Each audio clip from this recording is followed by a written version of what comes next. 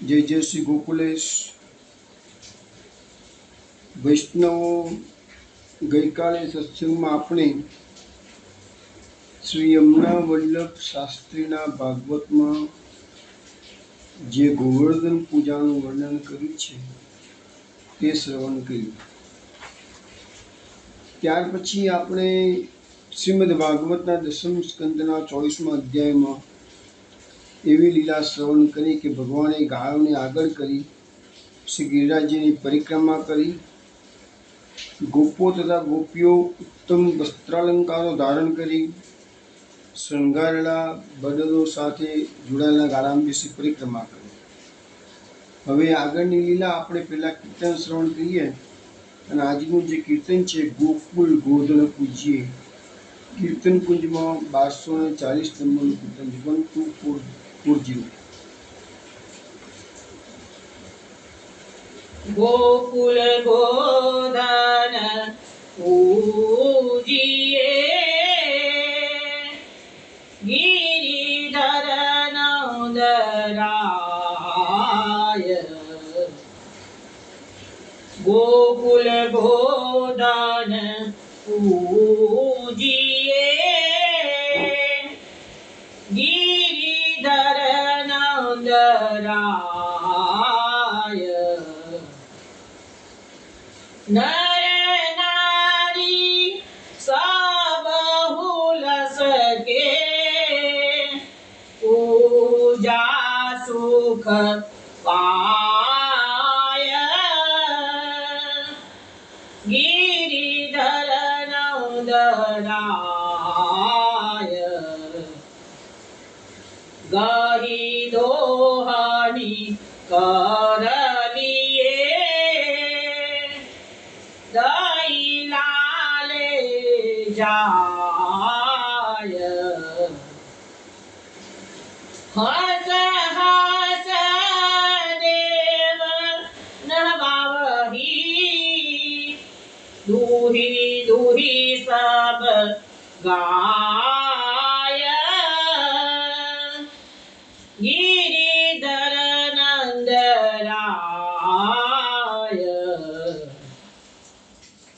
खीरहाड़ी दधी भातले पकवान बनाय। पुनवारो भरले चली शुभ मंगल गाय। गिरिधर नंदराय गाय खिलावे आपनी कूके किलकाय। श्री विठ्ठल गिरिधरन की बल बल बल जाय। गिरिधर नंदराय गोकुल गोधन पूजिए गिरिधर नंदराय। વૈષ્ણવ આ કીર્તન આપે બિલાવલ રાગમાં શ્રવણ કર્યું છે। આ કીર્તનમાં ગંગાબાઈ એવું આપણને સમજાવે છે કે ગોકુલ ગોધન પૂજ્યે ગિરિધર નંદરાય। આ જે ગોકુલમાં ગિરધર એટલે કે શ્રી કૃષ્ણ અને નંદરાયજી એ ગોધનનું પૂજન કરી રહ્યા છે। નર નારી સબ હુલ શકે પૂજા સુખ પાય। અને જેટલા ગોકુળમાં વ્રજવાસીઓ હતા નર નારીઓ હતા બધા અતિ આનંદમાં આ પૂજાનું સુખ પ્રાપ્ત કરી રહ્યા છે। ગહી દોહીની કર લીએ લઈ લાલે જાય। હવે ગૃહિણીમાં ભગવાને દૂહીની હાથમાં ધારણ કરેલી છે કે છે, અને એમાં બધું દૂધ ભરેલું છે, અને બધા જે ગોવાળિયાઓ છે એ ગાયોને દોઈ અને કનૈયાને આપે છે, અને કનૈયો બધા આ ગોવર્ધન પર્વતને એટલે ગિરિરાજજીને સ્નાન કરાવે છે હસતા હસતા. ખીર હાંડી દધી ભાતલે પકવાન બનાય. હવે હાંડીમાં ખીર ભરેલી છે, પછી બધા વ્રજવાસીઓ દહીં ભાતનો ભોગ લઈ આવે છે, પકવાનો લઈ આવે છે. કુંવારો ભરલે ચલી શુભ મંગલ ગાય. અને આ રીતે કુંવારાનો ભોગ તૈયાર કરવામાં આવ્યો છે, અને બધા શુભ મંગલ ગીતો ગાઈ રહ્યા છે. ગાય ખીલાવે આપની કૂકે કિલકાય. હવે જે બધા ગોપો હતા એ ગાયોને ખાયોને ખીલાવી રહ્યા છે, અને મોટેથી બૂમ મારીને કિલકારીઓ કરી રહ્યા છે. શ્રી વિઠ્ઠલ ગિરધરણ કી બલ બલ બલ જાય. હવે અહીંયા ગંગાબાઈનું પદ છે. ગંગાબાઈએ પોતાનું નામ નથી મૂક્યું, પરંતુ પોતાની જે છાપ વિઠ્ઠલ ગિરધરની એટલા માટે એવી છાપ મૂકી છે કે વિઠ્ઠલ એમના ગુસાઈજી એમના ગુરુદેવ છે, અને એમના સેવ્ય પ્રભુ ગિરધરણ છે, એટલે એમને ગુરુદેવ અને પ્રભુ બંનેને યાદ કરીને વિઠ્ઠલ ગિરધરની છાપ આપેલી છે. અને બલ બલ બલ જાય એટલે કે હું આ લીલા પર મારી જઉં છું. તો આવી એક સુંદર રચના ગંગાબાઈની આપણે શ્રવણ કરી. વૈષ્ણવ, ગઈકાલે સત્સંગમાં છેલ્લે આપણે 3 શ્લોકો જે હતા 32, 33 ને 34, એમાં જે સાર છે એક જ હતો કે ભગવાને બધા વ્રજવાસીઓને લઈને પરિક્રમા કરી છે, અને ગોવર્ધન પૂજા પણ કરી છે, અને બધો ભોગ પણ આરોગાવ્યો છે. હવે એકચ્યુઅલી છે ને કે શ્રીમદ ભાગવતમાં કુંવારો અલગ અને અન્નકૂટ અલગ એવું કોઈ વર્ણન નથી આવતું, પરંતુ પરમાનંદદાસજીનું એક કીર્તન બહુ લાંબુ છે, મેં આઈ થિંક યુટ્યુબ પર મૂકી પણ દીધેલું છે. એ પરમાનંદદાસના કીર્તનમાં પહેલાં બધા વ્રજવાસીઓ ગિરિરાજજીને કુંવારોનો ભોગ આરોગાવે છે, અને પછી અન્નકૂટનો ભોગ આરોગાવે છે. એવી લીલાનું વર્ણન પરમાનંદદાસજી કરે છે. બાકી આપણા ત્યાં જે પ્રણાલિકા છે એમાં બેસતા વર્ષના દિવસે ખાલી અન્નકૂટ જ આવે છે, કુંવારો નથી આવતો. અને જ્યારે લીલી પરિક્રમા વખતે પણ શું છે કે દરેક વલ્લભપુરના આચાર્યો કુંવારોનો બી ભોગ અલગથી લાવે છે, અને 56 તગાળી અન્નકૂટ નથી આરોગાવતા, પરંતુ 56 ભોગ આરોગાવે છે. એવા વર્ષોથી પ્રણાલિકા એવી હતી કે ગિરિરાજજીને 56 ભોગ આચાર્યો કરતા, પરંતુ છેલ્લા કેટલાક વખતથી એ બધા હવે ગિરિરાજજીને કુંવારો તો આજે બી બધા બાળકો કરે છે, પણ હવે આચાર્યો 56 ભોગ અલગ અલગ જગ્યાએ, કોઈ કાંબરમાં કરે, કોઈ ગોકુળમાં કરે, કોઈ અલગ અલગ જગ્યાએ કરતા હોય છે. વંદરાણમાં પણ કરે છે ક્યારેક. એ બધાની અલગ એમની જે પ્રમાણે અનુકૂળ આવે પ્રમાણે કરતા હોય, પણ અન્નકૂટ નથી આરોગાવતા. હવે બેસતા વર્ષના દિવસે અન્નકૂટ આરોગાવે છે, પણ યાત્રામાં 56 ભોગ આરોગાવે છે. મહાપ્રભુજીએ 3 શ્લોકની સુમધુરી એમ કીધું કે ગોપોએ બધું વિધિપૂર્વક કર્યું. તે કહેવા માટે વાચિત્વા સ્વસ્ત્યનમ શબ્દ મૂકવામાં આવેલો છે, એટલે કે સ્વસ્તિ વાંચન એટલે પુણ્ય વાંચન કરવાનું છે, અને પછી જેઓ પૂજનીય હતા એમની પૂજા કરી છે. એવા આપણા ત્યાં કોઈ પણ ધાર્મિક પ્રસંગ હોય તો સ્વસ્તિ વાંચન થતું જ હોય છે, પુણ્ય વાંચન થતું જ હોય છે. પછી ભગવાને સર્વ ગ્રહોને, દિશાઓના દેવતાઓને, તેમના આશ્રિતોને બલિ આપ્યું છે, એટલે પૂજા કરી છે, ભેટ આપી છે. પછી આદરયુક્ત થઈને ગાયોને આગળ કરીને ગિરિરાજજીની પ્રદક્ષિણા કરી. આ બધું હું સુમધુરીજી રીતે તમને સમજાવું છું.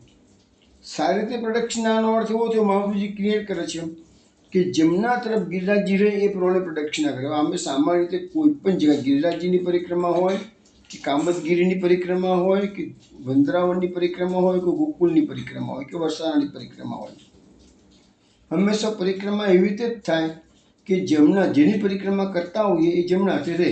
આ સામાન્ય નિયમ છે, મહાપ્રભુજી ક્લિયર કર્યું છે. હવે અહીંયા મહાપ્રભુજી વિશેષમાં સુમધુરી લખે છે કે બધા ગાળામાં બેસીને પરિક્રમા કેમ કરી, તો ગઈકાલે સમજાવ્યું હતું એ પ્રમાણે પરિશ્રમ ન થાય, ક્લેશ ના થાય. કારણ કે વસ્તુ સ્થિતિ શું છે કે બીજે દિવસે અન્નકૂટારો ગાવાનો, આટલી બધી સામગ્રી સિદ્ધ કરી છે અને દરેક જણ થાકી ગયેલા હતા. એટલે ગાળામાં જાય તો પરિશ્રમ ન થાય. અને આ ભક્તિ માર્ગનો સિદ્ધાંત મેં ગઈકાલે આપણો પુષ્ટિ માર્ગનો સમજાવ્યો હતો કે શરીરને બહુ કષ્ટ આપવાનું આપણા માર્ગમાં નથી. આપણા માર્ગમાં મનથી શરીર, આપણું મન આનંદમાં રહેશે ક્યારે કે શરીરને વધારે પડતો જો શ્રમ પડ્યો હશે ને તો મનથી આનંદમાં નહીં રહે, અને મન આનંદમાં હશે અને એ મન તો કૃષ્ણ સેવામાં બરાબર ચોટશે. પણ જો શરીરમાં દુખાવા થયા હોય, થાક લાગેલો હોય, આંખમાં નીંદર આવતી હોય, આ બધા પોઝિશન હોય તો તમારું સેવામાં ચિત્ત ના રહે. એટલે આપણા ત્યાં મુખ્ય વસ્તુ શું છે કે ચિત્તસ્તત પ્રવણમ સેવા. એટલે અહીંયા મહાવીર સુબોધરીજીમાં પણ આ વસ્તુ ક્લિયરલી બતાવે છે કે ચિત્ત ભગવાનમાં રહે નહીં તો કલેશ થાય. માટે બધા ગાળામાં બળદગાળામાં બધા બેઠા છે, ગાળાને શણગારે છે, બળદને શણગારે. આજે અમારે કે આપણે લગ્ન પ્રસંગ આપણા ઘરે આવે તો આપણે કેવું ડેકોરેશન કરીએ છીએ કે નથી કરતા, આપણા ઘરો સજાવીએ છીએ. અને જે ગાડીમાં વરરાજા જવાનો હોય ગાડી શણગારવામાં આવે છે. તો અહીંયા તો મોટો ઉત્સવ ચાલતો, ઘણો મોટો ઉત્સવ કહેવાય. તો અહીંયા ગાળા અને બળદને બધું શણગારવામાં આવેલું છે. અને ગોપો ગોપીઓ બધાએ સારામાં સારા વસ્ત્રાલંકારો પણ ધારણ કરેલા છે. બધાનો મોટો ઉત્સવ છે આ તો વ્રજમાં, બધાને આનંદ છે. કનૈયો જે કહે છે એ પ્રમાણે બધા કરી રહ્યા છે. હવે અહીંયા લખે છે મહાપ્રભુજી કે જે વ્રજની ગોપીઓ હતી એ સિવાય બ્રાહ્મણ, ક્ષત્રિય વગેરે જે સ્ત્રીઓ હતી એને પણ આ પરિક્રમામાં જોઈન થઈ છે. ખાલી વ્રજવાસીઓમાં બીજી કોમ પણ આવી, આ લોકો વૈશ્ય જ્ઞાતિના છે તો બ્રાહ્મણ, ક્ષત્રિયની સ્ત્રીઓ પણ આવી છે કે છે. પછી બધા ગાળામાં બેસીને શું કરે છે તો ભગવાનના યશોગાન કરે છે. તો અહીંયા મહાપ્રભુજી લખે છે કે શ્રી કૃષ્ણના પૂતના વધ વગેરે જે ભગવાનની લીલાઓ કરી છે. આપણે તો બધી ભાગવત વાંચ્યું છે એટલે આપણે તો ભગવાનની બધી લીલાઓનું આપણે ગાન કરીએ છીએ, પણ ગોપીજનો જ્યારે ગાળામાં બેસીને પરિક્રમા કરે છે ત્યારે એમને તો એની પહેલાં જે વ્રજવાસીઓ જે લીલાના દર્શન કર્યા કે વ્રજમાં જે લીલાઓ થઈ એટલી જ એમને ખબર છે. એના પછીની જે લીલાઓ થવાની છે એ તો એમને ખબર નથી. એટલે જેટલી લીલાઓ થઈ ગઈ છે એટલાના યશોગાન એ લોકો ગાતા ગાતા કરી રહ્યા છે. અને ભગવાને એમના માટે અવતાર ધારણ કરેલો છે એવું લખે છે મહાપ્રભુજી.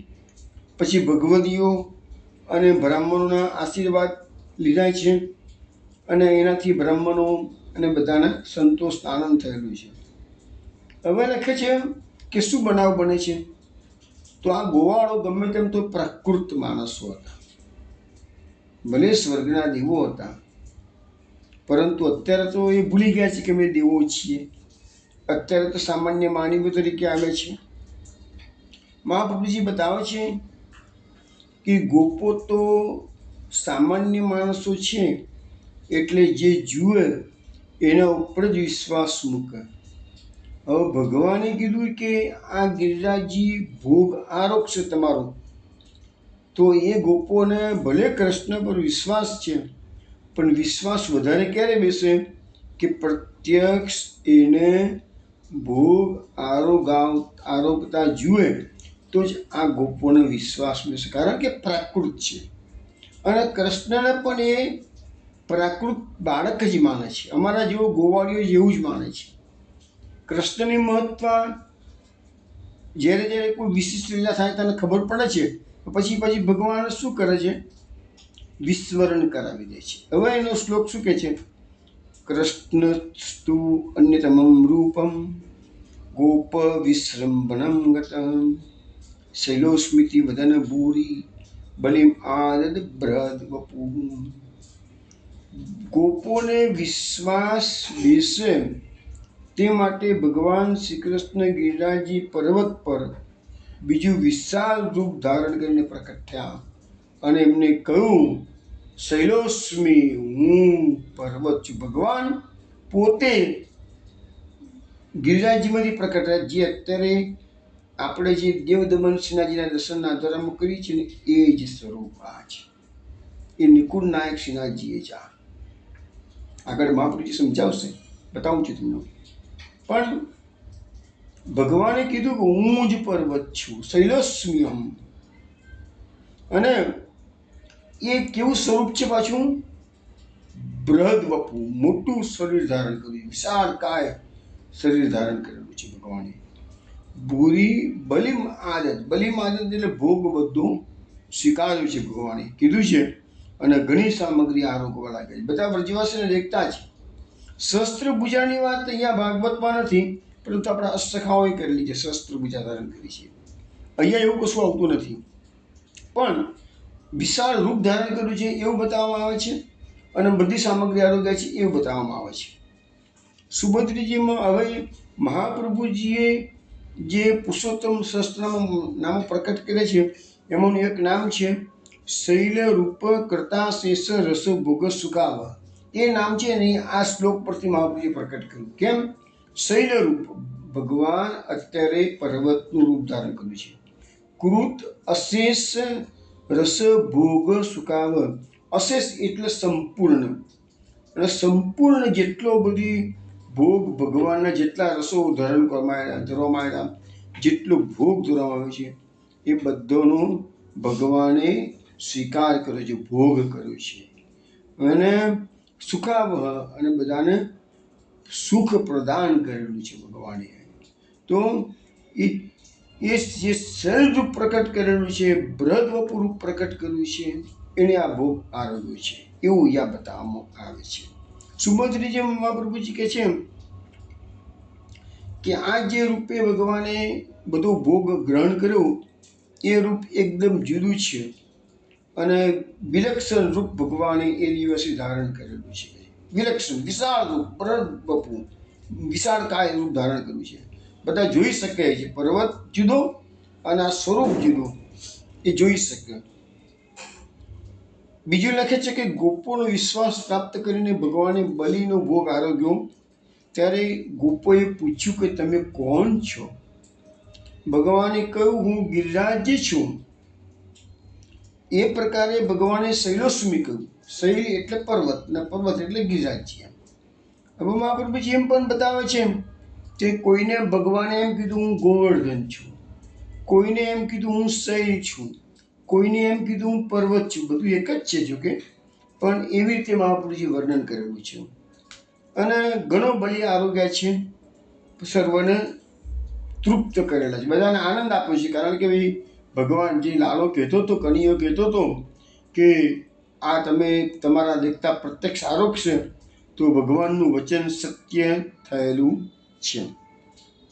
હવે આ સુબોધિનીજીના વિવરણમાં એની ક્લિયરિટી આપી છે કે જે સ્વરૂપે ભગવાને ભોગ આરોગ્યો છે એ કોઈ ગિરિરાજજીનું આધિદૈવિક સ્વરૂપ નહોતું, પણ આ તો શ્રી ગિરિરાજજીમાં બિરાજતું શુદ્ધ પુષ્ટિ પુરુષોત્તમનું સ્વરૂપ હતું. એટલે ભગવાને જે ભોગ આરોગ્યા છે ને એ આપણું આ જ પુષ્ટિ પુરુષોત્તમનું સ્વરૂપ. અને ગિરિરાજજીમાં બિરાજતા શ્રી પુષ્ટિ પુરુષોત્તમનું સ્વરૂપ અને નરાજ કુમાર પુરુષોત્તમ બંને સ્વરૂપોએ સાથે ભોજન કર્યું છે. હવે એકચ્યુઅલી આ બાજુ જે નંદરાયજી અને વ્રજવાસીઓ જોડે જે છે એ નંદકુમાર પુરુષોત્તમ છે, અને જ્યાં ગિરિરાજજીમાં જે ભોગ આરોગી રહ્યા છે એ ગિરિરાજજીમાં બિરાજતા પુષ્ટિ પુરુષોત્તમ છે. બંને સ્વરૂપો પુષ્ટિ પુરુષોત્તમ છે, પણ એક નંદકુમાર તરીકે છે અને એક ગિરિરાજજી તરીકે છે. નંદકુમાર રાજકુમારના રૂપે ભગવાને ગોપોને ગિરિરાજજીમાં નિવાસ કરનારા સ્વરૂપની પૂજા કરવાની આજ્ઞા આપી. એટલે નંદકુમાર હતા એને પૂજા કરવાનું કીધું, અને પોતે જ ગિરિરાજજીની પૂજા કરે છે. પાછા પોતે જ ગિરિરાજજીની પૂજા કરે છે, અને તે સ્વરૂપમાં નંદરાયજીનો પુત્ર ભાવ રથ છે. એટલે જે સ્વરૂપે પોતે પૂજા કરે છે એ નંદરાયજીના પુત્ર રૂપે પૂજા કરે છે એમ કે છે. અને ગિરિરાજજીની પૂજા કરતાં પોતાના પુત્ર બાલકૃષ્ણ પાસે તેની પૂજા કરાવે છે. એટલે નંદરાયજી પૂજા કરે છે અને પોતાના બાલકૃષ્ણ કન્યા પાસે પણ એની પૂજા કરાવે છે. હવે આ અદ્ભુત લીલાની ભાવનાથી પુષ્ટિ માર્ગમાં નવનીત પ્રિયજી ભગવાન ગિરિરાજજીની પૂજા કરે છે. હવે અહીંયા એવું બતાવવામાં આવ્યું છે કે જે ગુસાઈજી હતા ને એમને દર વર્ષે આ અન્નકૂટના દિવસોમાં નવનીત પ્રિયાજીને ત્યાં પધરાવવામાં આવતા ગોવર્ધન પૂજા વખતે. અને નવનીત પ્રિયાજી જ એમ કે ગિરિરાજજીની પૂજા કરતા અને નંદરાજ કુમાર અને ગિરિરાજજીમાં સ્થિત બંને સ્વરૂપોની એક જ સ્વરૂપે બંનેનું ભોજન સાથે હોવાથી ગોકુલસ્થ અને ગોવર્ધનસ્થ, ગોકુલસ્થ એટલે નવનીત પ્રિયાજી અને ગોવર્ધનસ્થ એટલે શ્રીનાથજી, એ બંને સ્વરૂપોની એક જ સ્થળે ભોજન લીલા જણાવી છે કે છે. અને એટલે માટે ગુસાઈજી નવનીત પ્રિયાજીને તગાળે ગોકુલથી પધરાવતા હતા કે છે, અંકુત્સવ વખતે કે છે. હવે લખે છે આગળ કે ભગવાનની અલૌકિક લીલા છે. એક તરફ વિશાળ સ્વરૂપ ધારણ કરી ભોગ આરોગ્ય છે અને કોઈને સંદેહ ન થાય તેમાંથી બીજી તરફ બધાને દેખતા બીજા સ્વરૂપે બધા ગોપો સાથે પોતે પાછા નમસ્કાર કરે છે. ભગવાન પોતે જ પોતાના સ્વરૂપને નમસ્કાર કરે છે. તો એવી આ એક અદ્ભુત લીલા અહીંયા ભગવાને આ અધ્યાયમાં પ્રકટ કરી છે. હવે ભગવાન આ લીલા જે ગોપોએ એમને કરી છે ભગવાનની પૂજા, તો ભગવાન એનો સ્વીકાર કરે છે. હવે કીર્તન આવશે કે ભલી કરી પૂજા તુમ મેરી.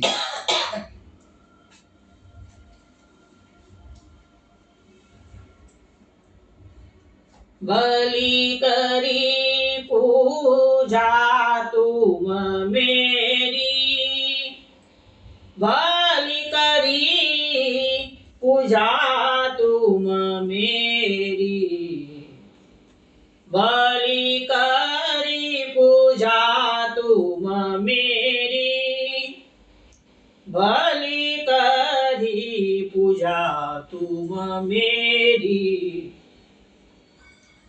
बहुत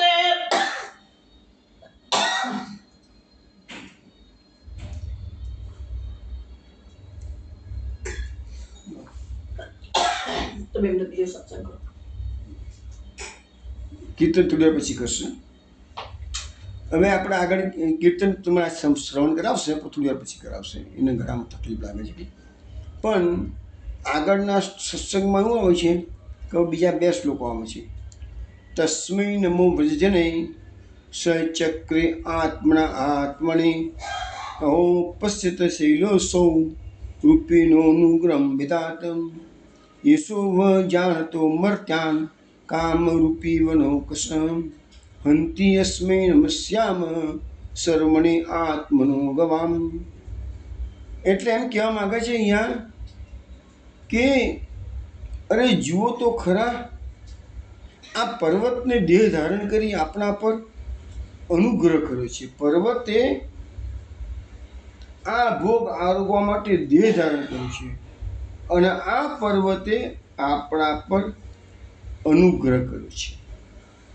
અનેક રૂપો ધારણ કરનાર આ પર્વત પોતાનું અપમાન કરનાર મર્ત્ય વનવાસીઓને હણે છે. તેથી આપણા અને ગાયોના સુખ માટે આપણે આ પર્વતને નમસ્કાર કરીએ.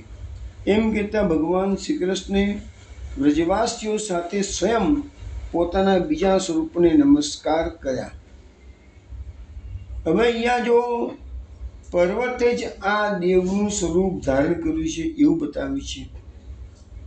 આ પર્વત કેવો છે તો લખે છે અનેક પ્રકારના રૂપો ધારણ કરે છે. અહીંયા બતાવવામાં આવે છે કે પોતાનું અપમાન કરનાર આ પર્વતનું જો કોઈ અપમાન કરે છે તો એ મર્ત્ય વનવાસીઓને હણી નાખે છે. હવે આનો એક ઉલ્લેખ છે ને ત્યાં વિષ્ણુ પુરાણમાં પણ આપવામાં આવેલો છે કે વિષ્ણુ પુરાણમાં પણ એવું લખ્યું છે કે જ્યારે કોઈ વનવાસીઓ આ પર્વતરૂપી ગોવર્ધન પર્વતના દેવને કોઈ પ્રકારે અડચણરૂપ પડે છે ત્યારે તેઓ સિંહ વગેરેના રૂપ ધારણ કરીને તેને મારી નાખે છે. એટલે આ ગોવર્ધન પર્વતનું જે સામર્થ્ય ભગવદીયપણું જે બતાવ્યું છે એવું છે કે ગોવર્ધન પર્વતની પૂજા કરો તો તમને જે માગો એ આપે. પણ એ જ ગોવર્ધન પર્વતને જો તમે કોઈ જાતની અડચણરૂપ બનો, તમારે એનું અપમાન થાય કંઈક કાર્ય કરો તો પછી એ તમને હણી પણ નાખે છે.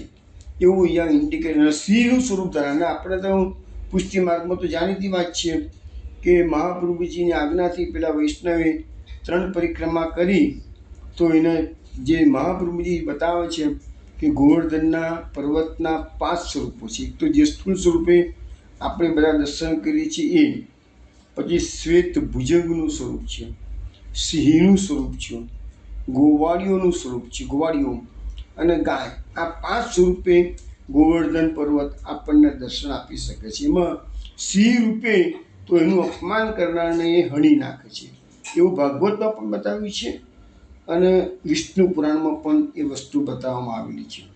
એટલે ભગવાન કહે છે કે આપણે આને આપણા સુખ માટે અને ગાયોના સુખ માટે આપણે નમસ્કાર કરીએ. અને એમ કરીને ભગવાને સ્વયં બ્રજવાસીઓ સાથે અને પોતાનું જ બીજા સ્વરૂપને પોતે નમસ્કાર કરેલા છે.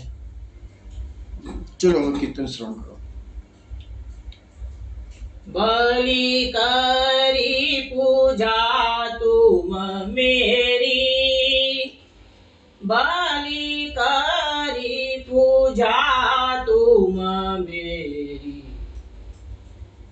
बहुत बात करी व्यंजन अर्प्यो, सुसभ मानी लई मैं तेरी, बलि करी पूजा तुम मेरी, सहस्र भुजा धरी भोजन कीन्हो, तुम देखत विद्यमान,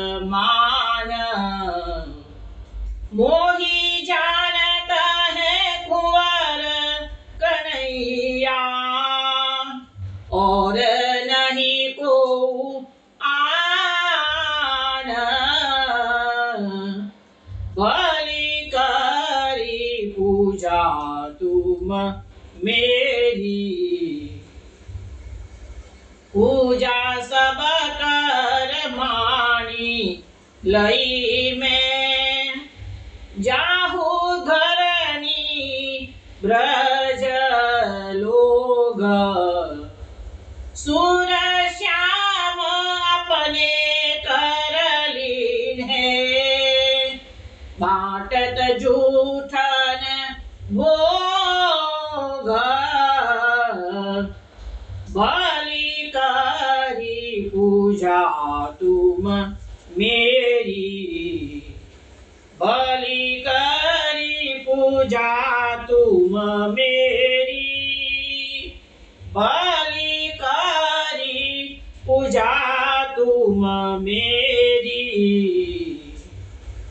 વૈષ્ણવ આ કીર્તન સારંગ રાગમાં શ્રવણ કર્યું છે તમે, અને એમાં સુરદાસજી એમ કે છે કે ભગવાનને આ ગોવર્ધન પૂજા થઈ, બધા ભોગ આરોગ્યા, અને પછી ભગવાને બધા વ્રજવાસીઓને કીધું કે તમારી પૂજાથી હું પસંદ થયો છું, તમે બહુ સરસ રીતે પૂજા કરી શકે છે. બહુ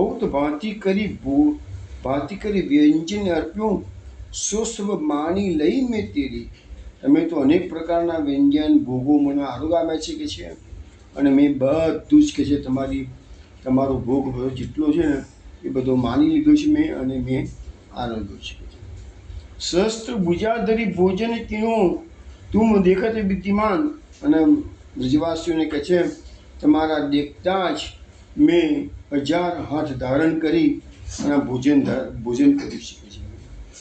મોઈ જાનત હૈ કુંવર કનૈયા ઓર નહીં કો આન, મને તો આ તમારો કનૈયો છે ને એ જ ઓળખે છે કે છે, એ સિવાય મને કોઈ ઓળખી શકે નહીં. પૂજા સબ કર માની લઈ મેં, જાહું ઘરની વ્રજલોક, હવે વ્રજવાસીઓને કહે છે મેં તમારી પૂજા સ્વીકારી લીધી, હવે તમે લોકો તમારા ઘરે જઈ શકો છો કે છે. સુર શ્યામ અપને કર લીન હે, બાટત જૂઠન ભોગ, અને સુરદાસજી કહે છે પછી ભગવાને પોતાના હાથેથી જ બધી જે ગિરિરાજજીને ધરાવેલો ભોગ હતો એ જૂઠણની પ્રસાદી એ બધા વ્રજવાસીઓને ભગવાને બાટી છે કે છે. તો આવી રીતે અહીંયા બી આ કીર્તનમાં પણ શસ્ત્ર પૂજા ભગવાને ધારણ કરી છે એવું સુરદાસજી આપણને જણાવે છે. હવે જે ભગવાને આ બધા વ્રજવાસીઓ સાથે પોતાના બીજા સ્વરૂપને નમસ્કાર કર્યા છે, એ જે શ્લોકો છે એની સુબોધની જે મહાપુરુષો શું કહે છે કે વ્રજવાસીઓની સાથે ભગવાને પોતે પોતાના શરીર રૂપને પણ નમસ્કાર કરેલા છે. હવે અહીંયા લખે છે કે ગોવર્ધન પર્વત દેખાય જુદો, પણ ભગવાન તે જ આ પર્વત છે એમ શા માટે કીધું છે? તો કહે છે કે ભગવાન પોતાની ઈચ્છા મુજબ રૂપ ધારણ કરવા સમર્થ છે. હવે આપણે જાણીએ છીએ કે થોડા વખત પહેલાં જ આપણે અહીંયા વેણુગીતનો પ્રસંગ આપણે શ્રવણ કર્યો અને એમાં ગિરિરાજજીને ગોપીજનોએ હરિદાસવર્ય સ્વરૂપ બતાવેલું છે. તો ગિરિરાજજીના બે સ્વરૂપો છે. એક હરિદાસવર્ય સ્વરૂપ એટલે હરિભક્તોમાં શ્રેષ્ઠ, અને બીજું ભગવત સ્વરૂપ જે આજે અહીંયા શસ્ત્ર વજા ધારણ કરી અને ભોગ આરોગ્ય છે એ ભગવાન ગિરિરાજજીનું ભગવત સ્વરૂપ છે. એટલે ગિરિરાજજી જે ભગવત સ્વરૂપ છે ને એના કારણે જે ઘણા ખરા વ્રજભક્તો છે એ ગિરિરાજજી પર પગ મૂકતા નથી, એ ભગવત સ્વરૂપ માને છે. અને જ્યારે મહાપ્રભુજીના સમયમાં, ગુસાણજીના સમયમાં જ્યારે શ્રીનાથજી બાબા દેવદમન શ્રીનાથજી ગિરિરાજ પર બિરાજતા ત્યારે બધા જ વૈષ્ણવો કે આચાર્યશ્રીઓ ઉપર જતા કે આવતા નીચે દંડોત શિલા પર દંડવટ કરી જતા, કારણ કે ભગવત સ્વરૂપ હતું. પણ એ દિવસોમાં તો ગિરિરાજજીનું શ્રીનાથજીનું મંદિર ઉપર હતું એટલે બધા વારંવાર આવતા ચાલતી હતી, પણ બધાય પાદુકાજી ચંપલ વગર જતા હતા ઉપર, કોઈ ચંપલ પહેરીને નથી જવાની. ના આજે પણ એ જ પ્રણાલિકા છે. આજે તો વૈષ્ણવ એવું માને છે કે જીવનમાં એકવાર જ એના પર ઉપર જવું હોય તો જવાય, પણ એક જ વાર થાય, વારંવાર ના જવાય. ખેડૂતો પહેલાં કરતા હતા કે પહેલાં તો ઠાકોરજી બિરાજતા હતા એટલે જતા હતા. તો એ હરિદાસવર્ય સ્વરૂપ પણ ખરું અને ભગવત સ્વરૂપ પણ છે, બંને વસ્તુ છે. એટલે આ ભગવાન પોતાની ઈચ્છા મુજબ રૂપ ધારણ કરવા માટે સમર્થ છે. અને આજે એમને બધા વ્રજવાસીઓને સંતોષ આપવાનો છે માટે આજે આવું આ શસ્ત્ર ભુજાવાળું રૂપ ધારણ કરેલું છે કે છે. પછી લખ્યું છે કે આવું સામર્થ્ય તો આનંદરૂપ ભગવાનમાં જ સંભવે, એટલે આનંદરૂપ ભગવાનમાં જ સર્વનું બીજ છે. એટલે એ ભગવાનનું સ્વરૂપ અને ગિરિરાજનું સ્વરૂપ એક છે, એ આનાથી આપણે કહી શકીએ કે છે. અને બીજું અહીંયા જે અનુગ્રહ કર્યો છે એમ કે વાત આવે છે કે મહાપ્રભુજી ક્લિયરિફિકેશન આપે છે કે અનુગ્રહ કર્યાનો અર્થ શું થયો કે અહીંયા ભગવાને ખાલી દર્શન આપ્યા છે સહસ્ત્ર ભુજાવાળા એટલું જ નથી, પણ સહસ્ત્ર ભુજાથી વ્રજવાસીને એકતા ભોગ આરોગ્ય છે.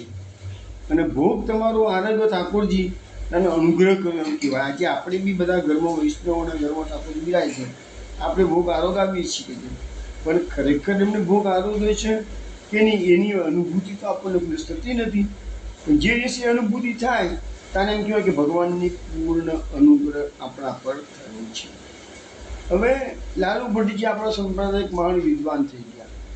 એમણે આ લીલામાં એવું લખ્યું છે કે સ્વયં ભગવાને એક સ્વરૂપથી નંદરાયજીની સાથે રહીને ગોવર્ધન પર્વત બિરાજતા પોતાના બીજા સ્વરૂપને નમસ્કાર કરે છે. વ્રજવાસીઓનો અહીંયા સમજાવવામાં આવ્યું છે. કેમ આવું છે? તો વ્રજવાસીઓનો બધો જે સ્નેહ છે એ શ્રી કૃષ્ણમાં તો છે જ કે છે, પણ એ કયું સ્વરૂપમાં સ્નેહ છે? નંદરાજ કુમારનો, એટલે નંદકુમારમાં જ બધા વ્રજવાસીઓનો પૂર્ણ સ્નેહ છે. પરંતુ એ વ્રજવાસીઓની નંદકુમારમાં દેવ બુદ્ધિ નથી, ગોવાળ બુદ્ધિ જ છે. સ્નેહ ખરો પણ અમારું બાળક છે, વ્રજનું બાળક છે, અતિશય બધાનું પ્રિય છે. લોચન હીકો તારો વ્રજન લોચન હીકો તારો, તો એવી રીતે કનૈયો બધાની આંખોનો તારો છે, કયો તારો છે. પણ એ લોકોમાં દેવ બુદ્ધિ નથી. હવે કહે છે કે જો આ વ્રજવાસીઓ દેવ બુદ્ધિથી બીજા કોઈનું ભજન કરે તો અન્યાશ્રય થઈ જાય અને ભગવાનમાં એમનો નિરોધ સિદ્ધ થાય નહીં. એટલે ભગવાનમાં એમનો નિરોધ સિદ્ધ કરવા માટે અને પોતાનોમાં દેવભાવનું સ્થાપન કરવા માટે ભગવાને ગોવર્ધન પર્વત પર બિરાજતા પોતાના સ્વરૂપનું જ પૂજન કર્યું. એટલે એ વ્રજવાસીઓનું જે સ્વરૂપે ભગવાન ભોગ આરોગ્યા એમાં દેવ બુદ્ધિ આવી ગઈ, પણ એ કૃષ્ણનું સ્વરૂપ હતું એવું અહીંયા કહેવામાં આવેલું છે. અને ભગવાનની આ લીલાથી લાલુ ભટ્ટજી કહે છે કે સિદ્ધ થાય છે કે વ્રજવાસીઓના દેવ ગોવર્ધન પર્વત પર બિરાજતા ભગવાન પુરુષોત્તમ જ છે. અને એટલા માટે ગોવર્ધન પર્વત પર બિરાજમાન શ્રી ગોવર્ધનનાથજી પુષ્ટિ માર્ગમાં આપણા બધા પુષ્ટિ માર્ગમાં આપણા બધા આરાધ્ય એ દેવદમન ગોવર્ધનનાથજી છે. અને એમની સાથે જ દેવરૂપે વ્યવહાર થાય છે. એટલે દેવ મંદિરની માફક ત્યાં ધજા વગેરે ચડાવવામાં આવે છે. એટલે કહેવાનો મતલબ કે જે શ્રીનાથજીના મંદિરમાં ધજા ચડાવવામાં આવી છે એ આપણા માટે દેવાલય છે. અને એ સિવાયના બીજા બધા વૈષ્ણવ મંદિરો છે એ બધા નંદાલય છે. નંદાલયમાં ધજા હોય નહીં અને દેવાલયમાં ધજા હોય. એટલે આપણા ઘરમાં બિરાજતા ઠાકોરજી કોણ અને મંદિરમાં બિરાજતા ઠાકોરજી એ બધા નંદાલયની ભાવના છે. હવે ગોવર્ધન પર્વત તો ભાઈ જુદો કેમ દેખાયો એના માટેનું કારણ આપ્યું છે કે ભાઈ અહીંયા ભગવાને કીધું છે સહી હું એક એવું કેમ કીધું છે તો લખે છે કે ભગવાન તો સર્વાત્મક છે અને આખું જગત ભગવાનમય છે અને ભગવાન તો ધારે રૂપ ધારણ કરી શકે છે. હવે લખે છે કે નમસ્કારની જેમ ભગવાને પોતાના શરીર રૂપ પોતાને નમસ્કાર કર્યા જેથી તે વ્રજવાસીઓને શરીર સ્વરૂપમાં મહાત્મ્ય જ્ઞાન થાય. મહાત્મ્ય જ્ઞાન ઉત્પન્ન કરવા માટે આપણા પર અનુગ્રહ કર્યો એમ કહ્યું એમ. અને વ્રજવાસીઓ જેમના પર અનુગ્રહ કર્યો એમાં ભગવાનને પોતાનો સમાવેશ કરેલો છે. હવે આ બધા વ્રજવાસીઓ કેવા છે? મરણ ધર્માત્મક. મૃત્યુ તો ગમે ત્યારે એનો આવવાનું છે. એવા મૃત્યુમાં ગમે ત્યારે શરણ થાય એવા મનુષ્યો જો આ ગોવર્ધન પર્વતનું કોઈ પણ સંજોગમાં અપમાન કરે તો પછી બહુ અશુભ થઈ શકે. એટલે પર્વત એનો મહાપુરુષ સુબોધની પર્વત એનો નાશ કરે. આજે પણ તમે કહું કે જે લીલી પરિક્રમા જ્યારે ઉપડે છે ત્યારે મને યાદ છે કે વ્રજવાસીઓ જો કોઈ દાડો કોઈ વ્રજવાસી હોય કે કોઈ વૈષ્ણવ હોય ગિરિરાજજીની શિલાનો દુરુપયોગ કરે અથવા તો શિલા લઈ લે કે જે પોતાના ઘરે લઈ જઈ પ્રસાદી માનીને તો ગિરિરાજજીની શિલા આપણા ઘરોમાં લાવી શકાતી નથી. અને ત્યાં મહારાષ્ટ્રીનો પહેલો પડતો હોય કે ભાઈ ધોધમાર વરસાદ તૂટી પડ્યો હોય એવું કોઈ અનર્થ થાય તો મહારાષ્ટ્રી તરત જ એનાઉન્સમેન્ટ કરે છે કે કોઈએ ગિરિરાજજીની શિલા લીધી હોય પાછા મૂકી આવો, કોઈએ ગિરિરાજજીનો અપરાધ કર્યો હોય તો માફી માગી આવો. આ વસ્તુ આજે પણ અમે જોયેલી છીએ કે ગિરિરાજજીનો અપરાધ કરનારને તરત જ તો વરસાદ તૂટી પડે છે કે બીજો કોઈ ઉપદ્રવ પણ થઈ શકે છે. એ વસ્તુ મહાપ્રભુજી સુમોધનીજીમાં બતાવે છે. પછી મહાપ્રભુજી તો એટલું સુધી લખ્યું છે કે આ પર્વત છે ને એ ઈચ્છે જેવું રૂપ ધારણ કરી શકે એ શસ્ત્રધારી પણ થઈ જાય છે એવું લખે છે મહાપ્રભુ. પછી વાઘ અને સિંહનું રૂપ પણ ધારણ કરી શકે છે. અને એટલે જો એનો અપરાધ કરે અને કોઈ વાઘને સિંહનું રૂપ ધારણ કરે તો પછી કોઈ એનો અપરાધ કરી દૂર ભાગી જાય એ શક્ય નથી કે છે, કારણ કે એને પકડીને મારી જ નાખે છે. પણ આ બધું ભય પણ અહીંયા બતાવવામાં આવેલું છે. જેવી રીતે વરદાન આપે છે અને બધાને પ્રસન્ન થઈ જાય છે, મોં માગી ઈચ્છા બધી પૂર્ણ કરે છે, મનોકામના પૂર્ણ કરે છે, એવું જ આ એક વસ્તુ પણ બતાવી છે કે તમે એનો અપરાધ ભૂલી ચૂકી કરશો નહીં. એનાથી બચવાનો ઉપાય શું? તો ભગવાન બતાવે છે કે ચલો આપણે બધા મળી એમને નમસ્કાર કરીએ. એટલે ભગવાને નમસ્કાર કરવાનું શા માટે શીખવાડ્યું? એનું કારણ આ જ છે. અને બીજું કે જો તમારાથી કે અપરાધ થઈ જાય તો તરત જ તમારે ગિરિરાજજી પાછા તરત પસંદ પણ થઈ જાય છે. અપરાધ કરનારને દંડ આપે છે એટલું જ નહીં, અપરાધ કરનારને જો દંડવત પ્રણામ કરી અને માફી માગે તો ગિરિરાજજી પસંદ થઈને વરદાન પણ આપે છે. એ દેવ એટલા બધા દયાળુ અને કૃપાળુ પણ છે, ખાલી ક્રોધ કરે છે એટલું જ નથી કે છે. હવે ભગવાન બધાને સમજાવે છે કે આપણા પોતાના અને ગાયોના કલ્યાણ માટે નમસ્કાર કરીએ. અને કહે છે કે મોટા માણસો હંમેશા નમસ્કાર કરવાથી જ પસંદ થઈ જાય છે અને મોટા માણસોને બીજા કોઈ બદલાની આશા હોતી નથી. નમસ્કાર કરો એટલે બધાને નમતે સૌને ગમે કે છે. હવે લખે છે મહાપુરુષજી આગળ કે ભાઈ આ ગોસ્વ યજ્ઞ એટલે અન્નકૂટ ભવિષ્યમાં પણ આપણને ચાલુ રહે અને બંધ કરવાથી અનિષ્ટ થશે એવો ડર ઉત્પન્ન કરવા માટે ભગવાને આ પ્રકારના વચનો કર્યા. એટલે કહેવાનું કે જે પ્રણાલિકા શાશ્વત કલ્પમાં સ્થાપિત થઈ છે અન્નકૂટ આરોગાવાની એ પ્રણાલિકા બંધ થવી જોઈએ નહીં એવું અહીંયા લખ્યું છે. એ તો અનિષ્ટ થવાની આશંકાઓ વ્યક્ત કરવામાં આવી છે ને એટલે જ ભગવાને આ ડર બતાવી દીધો છે. ગોવર્ધન પર્વતનો પણ ડર અને એ ભગવાન ભાગવત પણ બતાવ્યું છે અને મહાપ્રભુજીએ સુબોધનીજીમાં પણ બતાવ્યું છે કે એ જે પ્રણાલિકા છે એ બંધ થવી જોઈએ નહીં કે છે. અને આ લખ્યું છે ગોવર્ધનનું અપમાન કરનારનો અવશ્ય નાશ થઈ જશે.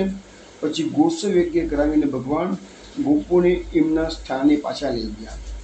હવે અહીંયા જે ભગવાને બધાને સમજાવી દીધું એટલે નંદરાયજી ભગવાનને હાથ જોડી અને વિનંતી કરે છે. વિનંતી કરત નંદ કર જોડે.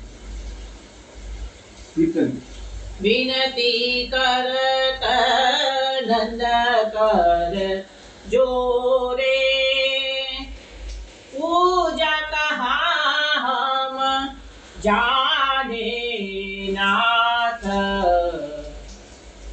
વિનતી કરતા નંદ કર જોરે પૂજા કહા હમ જાને नाथ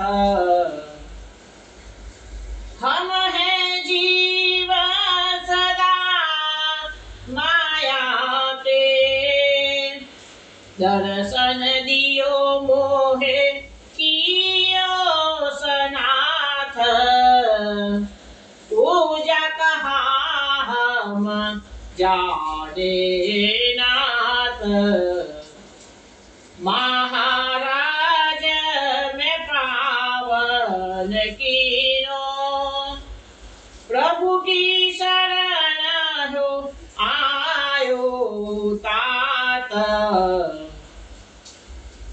तुम्हारी समसर और न दूजो कोटि ब्रह्मांड धरोनी जगात पूजा कहा हम जाने नाथ तुम ही दाता तुम ही भोक्ता करता हरता तुम ही सार सूर कहा हम भोग लगावे तुम ही भोगी सब संसार पूजा कहा हम जाने नाथ विनती करत नंद कर जोड़े पूजा कहा हम जाने नाथ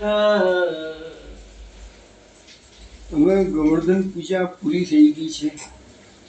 ભગવાન બધા વ્રજવાસીઓને સમજાવે છે. છેલ્લે છેલ્લે નમસ્કાર કરી લીધો તમે એટલે ગિરિરાજજીની પ્રસન્નતા ઓર થાય અને ભગવાને બધા વ્રજવાસીઓ સાથે પોતે પણ નમસ્કાર કરે છે. પણ નંદરાયજી છે ને એમને નમસ્કાર કરતાં કરતાં ભગવાનને ગિરિરાજજીને વિનંતી કરી. શું વિનંતી કરી છે? વિનંતી કરત નંદ કર જોરે પૂજા કહા હમ જાને ના.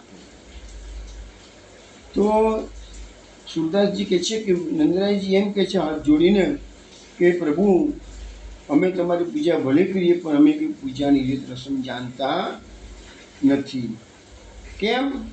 અમે જીવ સદા માયા કે અમે તો આ માયામાં અધીન થયેલા જીવો છીએ કે છે. દર્શન દિયો મોહે કિયો સનાથ. પ્રભુ તમે તો કૃપા કરી એમને દર્શન આપ્યું છે, અનુગ્રહ આપ્યું છે, અનુગ્રહ કર્યું છે અને હવે અમે તો સનાથ થઈ ગયા છીએ કે છે. મહારાજ મેં પાવન કિનો. પ્રભુ તમે તો અમને પવિત્ર કરી દીધા કે છે. પ્રભુ કી શરણ હું આવ્યો તાતા. પુષ્ટિ માર્ગની જે શરણાગતિની શ્રદ્ધા છે, વાત છે એ આખી આપણને આ ઇન્દ્રમાં આ જે ગોવર્ધન લીલા છે એનું મુખ્ય જે તત્વ છે શરણાગતિ છે, જે આપણને હવે 25મા અધ્યાયમાં એ બાબતમાં આપણે વાત કરીશું. 25મો અધ્યાય હવે કાલથી શું થાય છે એ વખતે આપણે વાત કરીશું. તો પ્રભુ કે શરણ હું આવ્યો તાતે. પ્રભુ હું તમારી શરણમાં આવેલો છું. तुम्हारी समस्या और न दीजो પ્રભુ તમારી બરોબરીમાં બીજો કોઈ દેવ ના આવી શકે છે. કેમ? કોટી બ્રહ્માંડ ધરો નીચી ગાત. તમે તમારા શરીરની અંદર, તમારા ગાત્રમાં એક રૂવાણામાં કરોડો કરોડો બ્રહ્માંડો ધારણ કરી શકો એવું તો તમારું સામર્થ્ય છે. તો બીજો કયો દેવ તમારી સંસાર આવી શકે છે? તુમ હી દાતા, तुम ही भोगता, करता हरता तुम ही सार. આ જગતની અંદર યજ્ઞ ભોગતા, યજ્ઞ કરતા તમે જ છો કે છે. આ બધું વૈષ્ણવ આત્મનિવેદન કરે છે, પરંતુ પ્રભુનું જ આપેલું પ્રભુને જ પાછું આપણે આપીએ છીએ. આપણું શું છે? આપણે બધા ખાલી હાથે આવ્યા છીએ, ખાલી હાથે જવાનું છે. વચ્ચેના ભાગમાં મારું તારું કરીને જીવીએ છીએ. પણ અહીંયા આપણને અંદરાજી સમજાવે છે કે તુમે દાતા, આજે આટલો બધો ભોગ સમર્પ્યો ભગવાનને, પણ તમે જ તો આપેલું છે. મારું શું છે યાર? તમે ભોગતા, તમારું આપેલું, અમે તમને અર્પણ કર્યું, તમે એનો ભોગ કરો છો કે છે. કરતા હરતા તુમી સાર. આ જગતનો સાર એક જ છે કે આ બધો જગતનું કરતા હરતા કોણ છે? તો શ્રી કૃષ્ણ જ છે. એ જ એનો સાર છે કે છે. સુર કહા હમ ભોગ લગાવે. સુરદાસજી કહે છે અમે શું જાણીએ તો તમને ભોગ આપી શકીએ કે છે. અમારું સામર્થ્ય જ ક્યાં છે કે છે. આ દીનતા, હવે આ દીનતાનો પાક આવે. તુમી ભોગી સબ સંસાર. આ સંસાર તમે જે ઉત્પન્ન કર્યો છે તો એ કેમ કર્યો છે? એકો અહમ બહુ શ્યામું, એક છું તો અનેક થવું. તો ભગવાને પોતાના અનેક રૂપો ધારણ કરેલા છે અને એ રીતે ભગવાન સંસારમાં આનંદ, ભગવાનના રમણનો પણ એક આનંદ છે. અલ્ટિમેટલી રમણ શેના માટે છે? કે ભક્તોના ઉદ્ધાર માટે છે. એટલે ભગવાન પોતે જ આ સંસાર ઉત્પન્ન કરીને યજ્ઞ ભોગતા એ જ ભગવાન જ છે. બધાનો ભોગ કરનારા છે. એટલા માટે તો કહે છે ને કે તમે ગમે તે દેવની પૂજા કરો, છેવટે એ પૂજા તો કૃષ્ણ સર્વદેવ નમસ્કાર કે સ્વમ પ્રતિકે છે. બધે તમે ગમે તે કરો, અલ્ટિમેટલી ભગવાન પાસે જ છેલ્લે જાય છે. જે તે બધી નદીઓની અંદર ગમે એટલું ચોમાસાનું જળ પડે છે, બધું છેલ્લે તો સમુદ્રમાં જ જવાનું છે. એવી રીતે ગમે તે દેવની પૂજા કરો કે નમસ્કાર કરો કે ભોગ લગાવો, છેવટે બધું કૃષ્ણની પાસે જ જાય છે. એ ભાવ અહીંયા આપણને સમજાવવામાં આવેલો છે. હવે આપણને અહીંયા ભગવાને પોતાનું બીજું રૂપ ધારણ કર્યું, અને જે બીજું રૂપ ધારણ કર્યું એને આપણે ગોવર્ધન નાથજી કહીએ છીએ, નાથજી કહીએ છીએ. હવે આપણા ત્યાં પુષ્ટિ માર્ગમાં ભગવાનના અનેક સ્વરૂપોની સેવા પૂજા ચાલે છે. તો ભગવાને જે પ્રકારની લીલા કરી છે ને એ પ્રકારના સ્વરૂપો બધા પ્રકટ થયેલા છે. આપણે થોડું સમજવાનો પ્રયત્ન કરીએ તો આપણા ત્યાં જે બધાનું જે મુખ્ય સ્વરૂપ છે પુષ્ટિ માર્ગનું, એ નિકુંજ નાયક રૂપ શ્રી ગોવર્ધનાથજી છે.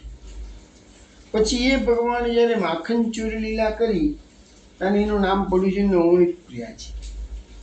એ ભગવાને ગોચર લીલા કરી તેને એનું નામ પડ્યું છે મથુરાનાથજી.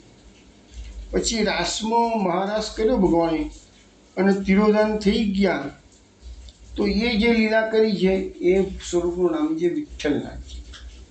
પછી આંખ મીચોલીની જે લીલા થયેલી છે એ શ્રી દ્વારિકાનાથજી. પછી ગિરાધરણ લીલા જે કરવામાં આવેલી છે એ શ્રી ગોકુલનાથજી. પછી મહારાસ લીલા જે થયેલી છે એ શ્રી ગોકુલચંદ્રમાજી છે. પૂતના મોક્ષની લીલા જે કરેલી છે એ શ્રી બાલકૃષ્ણજી છે. અને જ્યારે ગોપીજનોને રાસ માટે બોલાવ્યા અને ભગવાને સર્વપ્રથમ રઘુરાસ લીલા કરી છે એ શ્રી મદન મોહનજી છે. તો આવી રીતે પુષ્ટિ માર્ગમાં જે વિવિધ સ્વરૂપોની સેવા પ્રકાર અલગ અલગ મંદિરોમાં ચાલે છે, એ બધા સ્વરૂપોનો જે ભેદ છે ને એ માત્ર લીલા ભેદ છે, સ્વરૂપાત્મક ભેદ છે જ નહીં. બધા કૃષ્ણના સ્વરૂપો છે. અને તમે ગમે તે સ્વરૂપની સેવા કરો તો અલ્ટિમેટલી એ કૃષ્ણ જ નહીં પણ, કારણ કે કૃષ્ણની જેવું લીલા એવું એવું છે. ઘણા લોકો પ્રશ્ન પૂછતા હોય છે કે આટલા બધા સ્વરૂપો કેમ છે કે છે. સામાન્ય રીતે તો આપણું એક જ છે શ્રી કૃષ્ણ. બીજા બધા સંપ્રદાયમાં તમે જુઓ તો લગભગ જે લોકો જેની સેવા કરતા રમણ બિહારી હોય તો રમણ બિહારી, રાધા રમણ તો રાધા રમણ, રાધા વલ્લભ તો રાધા વલ્લભ. એના ત્યાં કોઈ રાધા વલ્લભ સંપ્રદાયમાં રાધા વલ્લભ છે બીજું સ્વરૂપની સેવા હોય જ નહીં. એટલે એવી રીતે અહીંયા જ્યારે પુષ્ટિ માર્ગમાં આ વસ્તુ છે કે પુષ્ટિ માર્ગમાં આટલા બધા સ્વરૂપો છે, તો બધા સ્વરૂપો કોના છે? તો શ્રી કૃષ્ણના. અને ગોવર્ધન પર્વત જે છે એ પણ શ્રી કૃષ્ણનું સ્વરૂપ છે. એટલે ગોવર્ધન પર્વતના જ અનેક રૂપો ધારણ કર્યા છે અને એ આપણને બતાવે છે કે સહસ્ત્રભુજા ધારણ કરી અને ભોગ પ્રભુ આરોગ્ય છે. હવે આપણે આગળ વાત કરીએ તો આ અધ્યાયનો છેલ્લો શ્લોક બાકી રહ્યો છે. ઇત્યદ્રિગોદ્યમકમ વાસુદેવ પ્રણોદિતા યથા વિધાય તે ગોપા સ કૃષ્ણ વ્રજમયું. વાસુદેવ ભગવાનની પ્રેરણાથી ગોપો આ પ્રમાણે પર્વત ગાયો અને બ્રહ્મણનો યજ્ઞ વિધિવત પૂર્ણ કરી શ્રી કૃષ્ણની સાથે ઘરે ગયા. હવે ભગવાનની સાથે બધા પોતપોતાના ઘરે ગયા. સુબોધની જેમ મહાપ્રભુજી કહે છે કે ગોવર્ધન ગાય અને બ્રાહ્મણનો જે યજ્ઞ થયો એને વૈષ્ણવ યાદ કીધો છે. અને વાસુદેવ ભગવાનની પ્રેરણાથી એટલે કે ભગવાને જ્યાં જ્યાં જે પ્રમાણે કર્યું તેમ વિધિપૂર્વક ગોપોએ ભગવાનના આદેશથી એ બધો યજ્ઞ કર્યો. ભગવાને ઇન્સ્ટ્રક્શન આપતા ગયા, આજ્ઞા આપતા ગયા અને ગોપોએ પ્રમાણે કરતા ગયા. પણ એ વખતે ગોપોમાં ભગવાનનો આવેશ આવેલો હતો અને આ ભગવાનના આવેશ રહિત ગોપો, જો ભગવાનનો આવેશ ના હોત તો આ ગોપો આ પૂજા કરી શકતા જ નહીં. અને જ્યારે ભગવાને બધા ગોપોને કીધું આપણે ઘરે જઈએ ત્યારે એ આવેશ બધું હટાવી લીધો ભગવાને અને એ પોતાના સ્થાન પર પોતાના અસલ ગોપ સ્વરૂપે જે બધા ગયા છે. પૂજા કરતી વખતે બધા જ ભગવાનના આવેશવાળા થઈ ગયા હતા એવું મહાપ્રભુએ સમજાવે છે. વિવરણમાં પણ લખ્યું છે કે ગોપોના અંતકરણને શુદ્ધ સત્તાકાર કરીને એમાં કર્મોપયોગી શ્રદ્ધા અને સામર્થ્ય ઉત્પન્ન કરીને અને એમાં સ્વયં પ્રકટ થઈને ભગવાને આ બધું કરાવ્યું. એટલા માટે પ્રેરણા પામેલા ગોપોએ આ બધું કર્યું. ગોવર્ધન યજ્ઞ વગેરે બધું એ ગોપોએ ભગવાનના આવેશથી જ કરેલું છે કે છે. પણ અંતમાં જ્યારે ગોપો પાછા ફર્યા છે ત્યારે એમનામાં આ બધો આવેશ હતો નહીં. તો વૈષ્ણવ અહીંયા આપણે આ અધ્યાય પૂર્ણ કરીએ છીએ અને શ્રીમદ ભાગવતજીના દસમ સ્કંદના તામસ પ્રકરણના અવાંતર તામસ સાધન પ્રકરણના ભગવાનના યશનું નિરૂપણ કરતા ત્રીજા અધ્યાય પરની શ્રીમદ વલ્લભ દીક્ષિત વિરચિત સુબોધની ટીકા પરનું વિવરણ સમાપ્ત થયું. દસમ સ્કંદના સતત 24મા અધ્યાયનું વિવરણ સમાપ્ત થયું. હવે દરેક વૈષ્ણવે હરે નમઃ 3 વખત બોલવાનું છે. હરે નમઃ, હરે નમઃ, હરે નમઃ. વૈષ્ણવો હવે આપણે આ અધ્યાય જે 24મું છે એની જે દસમ સ્કંદની અનુક્રમ મણિકા દર વખત હું છેલ્લે વાત કરું છું તેમાં મહાપ્રભુજીએ ખાલી એક જ ચરણ લખેલું છે, યાગ ભંગો મહેન્દ્રસ્ય. આટલા જ શબ્દોમાં આખા આટલો મોટો અધ્યાય 38 શ્લોકો, એ 38 શ્લોકોનો સાર મહાપ્રભુજીએ ખાલી એક જ ચરણમાં આપી દીધો. શું? યાગ ભંગો મહેન્દ્રસ્ય, એટલે કે ભગવાને ઇન્દ્રના યજ્ઞને બંધ કરાયો. બસ આખા આમ તો જોવા જઈએ ને તો હજુ સાર આપવો તેમ કહી શકાય ભગવાને ઇન્દ્ર યજ્ઞ બંધ કરાયો અને ગોવર્ધન યજ્ઞ ચાલુ કરાયો એમ કહી શકાય. છતાં મહાપ્રભુજી એવું નથી લખ્યું, પણ ભગવાને મહેન્દ્રનો એટલે કે ઇન્દ્રનો યજ્ઞ બંધ કર્યો છે એટલું જ શબ્દો મહાપ્રભુજીએ વાપરેલા છે. હવે આપણે આ અધ્યાયની અંદર મહાપ્રભુજીએ જે નામો પ્રકટ કર્યા છે પુરુષોત્તમ સહસ્ત્રનામ અને ત્રિવિધના નામાવલીના, એના પર ફરીથી છેલ્લે એક નજર નાખી દઈએ. તો આ અધ્યાયની અંદર મહાપ્રભુજીએ પુરુષોત્તમ સહસ્ત્રનામમાં 2 નામ પ્રકટ કર્યા.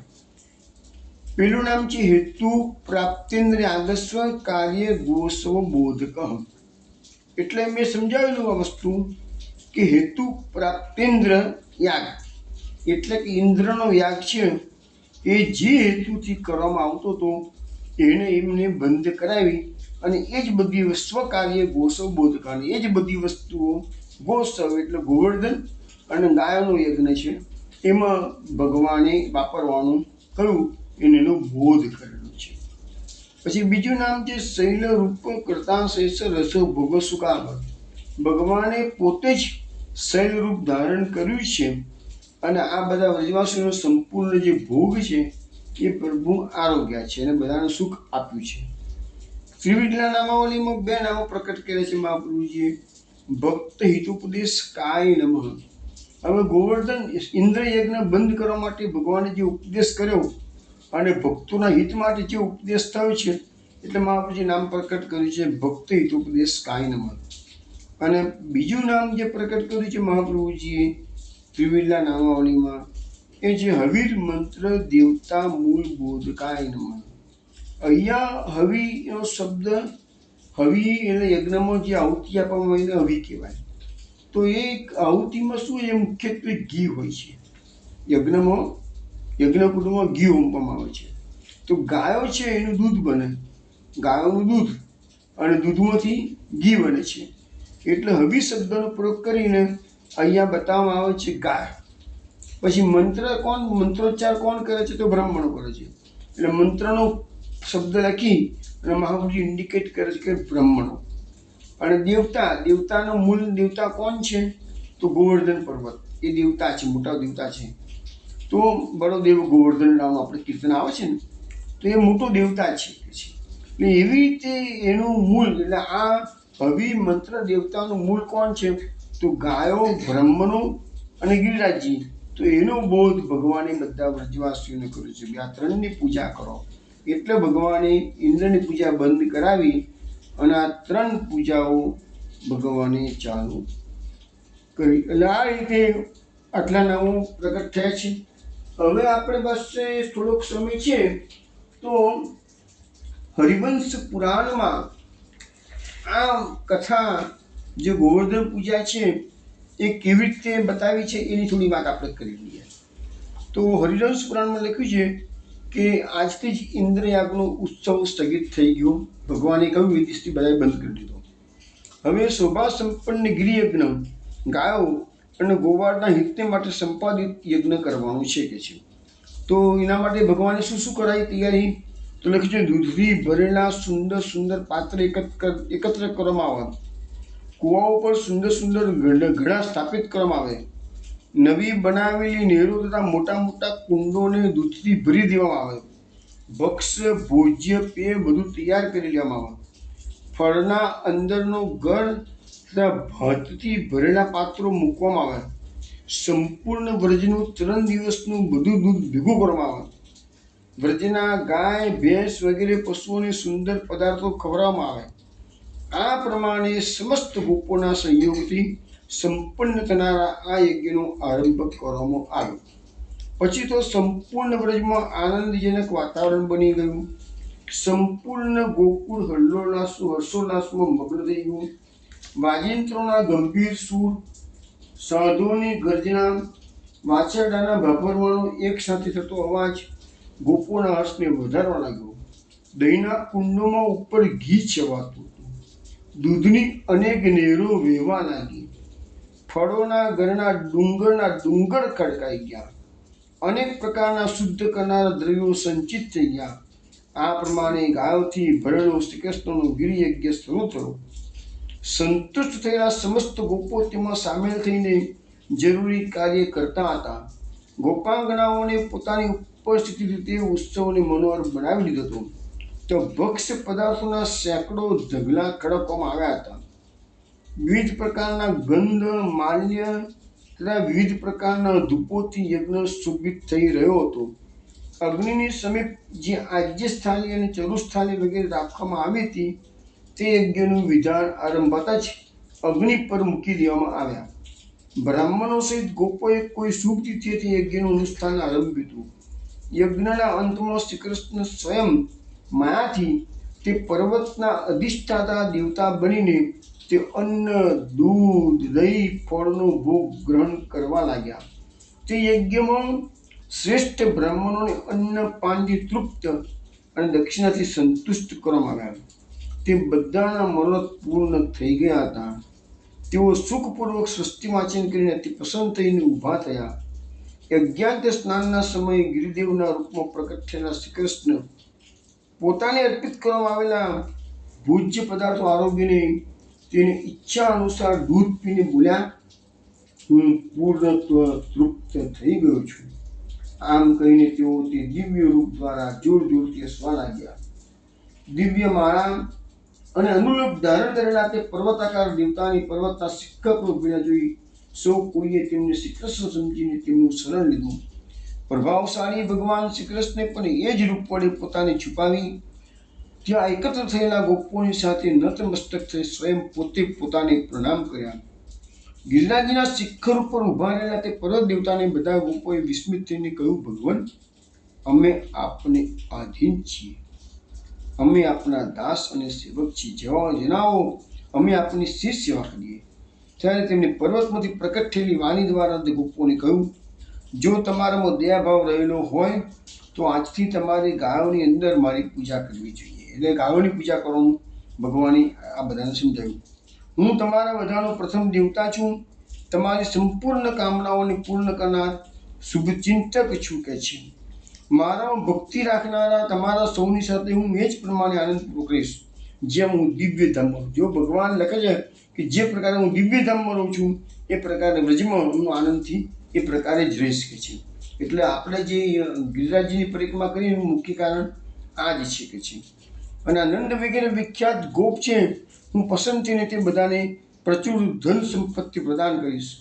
હવે વાછરડા સહિત ગાયો તરત જ મારી પરિક્રમા કરી, એનાથી મને બહુ પ્રસન્નતા થશે, એમાં સંશય નથી. પછી તો ગાયોના તોડે તોડા સાધુની સાથે આવીને પરિક્રમા કરવા માટે ગિરિરાજજીને બધી બાજુથી ઘેરીને ઊભા રહી ગયા. તેમના મસ્તક પર ફૂલોના આભૂષણો બાંધેલા હતા. ચારે પગમાં પુષ્પગુચ્છના બનેલા બાજુબંધ પહેરવામાં આવ્યા હતા. શિંગડામાં અગ્રભાગમાં ફૂલોના ગજરા, શિરના આભૂષણો શોભી રહ્યા હતા. આવી સેંકડો હજારો ગાયો હર્ષિત થઈ એક સાથે પરિક્રમાના પથ પર દોડી રહી છે. ગોવાળો પોતાના ગોધનોને હોંકતા રહીને તેની પાછળ પાછળ ચાલી રહ્યા છે.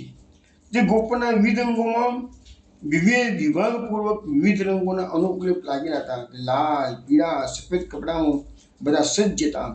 તેમની ભુજાઓમાં મોરપંખના વિચિત્ર બાજુબંધ બાંધેલા હતા અને તેની હાથોમાં લાકડીઓ શોભતી હતી. તેમના સુંદર રીતે બાંધેલા કેસોમાં મોરપંખની ડાળીઓ ખોસી હતી. અને આ બધાને કારણે તે અદ્ભુત સમુદાય મેળામાં તે ગોપોની વિશેષ શોભા થઈ રહી હતી. કેટલાક ગોપ બળદ પર સવાર હતા, બીજા ગોવાળો હર્ષથી નાચી રહ્યા હતા, બીજા અન્ય ગોવાળો દોડીને જઈ રહેલી ગાયોને પકડતા હતા. ગાયોની પરિક્રમાનો તે ઉત્સવ સંપન્ન થઈ ગયા પછી તે પર્વત દેવતા પોતાના દિવ્ય શરીરથી તરત જ અંતર્ધાન થઈ ગયા અને આ બાજુ શ્રી કૃષ્ણ પણ ગોપોની સાથે વ્રજમાં ચાલ્યા ગયા. ગિરિયજ્ઞના અનુષ્ઠાનથી પ્રાપ્ત થયેલા તે મહાન આશ્ચર્યથી ચકિત થઈને બાળકો અને વૃદ્ધો સહિત બધા ગોપો મધુસૂદન ભગવાન શ્રી કૃષ્ણની સ્તુતિ કરવા લાગ્યા. તો વૈષ્ણવ હરિવંશ પુરાણની અંદર જે આ ગિરિરાજનું પૂજનનું કેવી રીતે કર્યું છે એનું વર્ણન છે એ મેં તમને શ્રવણ કરાવ્યું છે.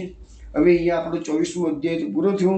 આવતીકાલ રાત્રે 8 વાગે આપણે જ્યારે મળીશું અને 25મો અધ્યાય છે એમાં ઇન્દ્રમાન ભંગની લીલાનું વર્ણન કરવામાં આવશે. 25મો અધ્યાય છે એમાં ઇન્દ્રમાન ભંગની લીલા છે. ભગવાનની જે ગોવર્ધન લીલા છે એ આ શરણાગતિનો જે ખરો મંત્ર આપણને મળ્યો છે ને એ આપણને આ 25મા અધ્યાયમાંથી મળેલું છે. ચલો કાલે રાત્રે 8 વાગે મળીએ. ત્યાં સુધી જય શ્રી ગોકુલેશ.